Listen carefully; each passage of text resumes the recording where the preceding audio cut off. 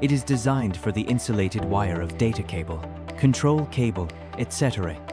The line is suitable for the extrusion of thermoplastic insulating compounds, such as PV, PP, and HFFR. Maximum speed, 1,500 meters per m in Ut. Normal speed, 1,200 meters per m in Ut.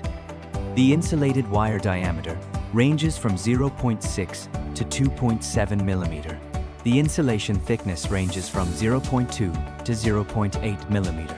Conductor size covers from 0.4 millimeters to 1.6 millimeters.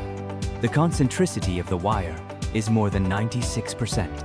Every extrusion line is equipped with data collection point, monitoring its status in real time and alarming the faults. Payoff and take-up machines can be connected with AGVIR, laying the foundation to upgrade the factory for intelligent logistics.